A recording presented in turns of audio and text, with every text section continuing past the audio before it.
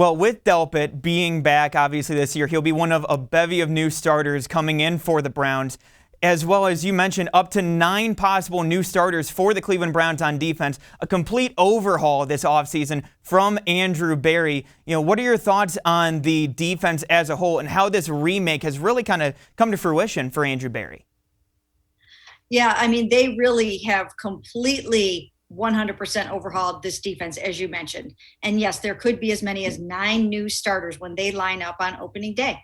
And the only 2 that are going to be, that we know for sure that will be in the same spot as they were, are Myles Garrett and Denzel Ward. Other than that, there should be pretty much new faces all across the board.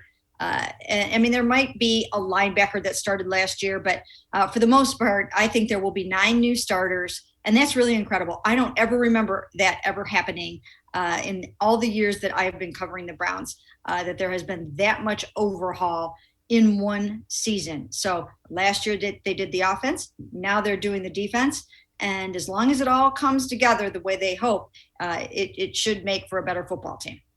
Now, with those 9 starters coming in, obviously there's going to be a lot of new faces kind of getting to know each other. Obviously, so far this offseason, the offseason's been virtual to this point for the most part. Do you think that there's going to be much when it comes to new chemistry, at least kind of getting used to playing with each other? And do you think that'll take as long with those guys getting together?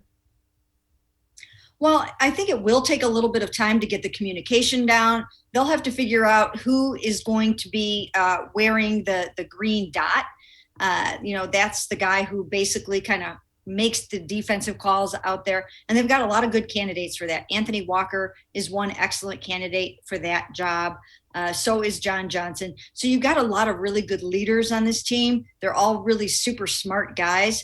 And I don't think it will take them long to get together.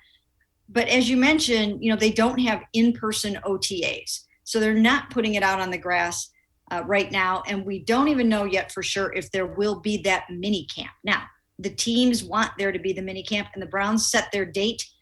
We heard their date today. It's June 15th through the 17th if it happens. The NFLPA would like to wipe out that mini camp and not have the guys show up until training camp at the end of July. So we'll have to see how that works out, because even one mini camp like that could go a long way towards kind of just letting people, put it out there on the field and see how it all fits. And I do think it would be important if they can make it work for everybody involved.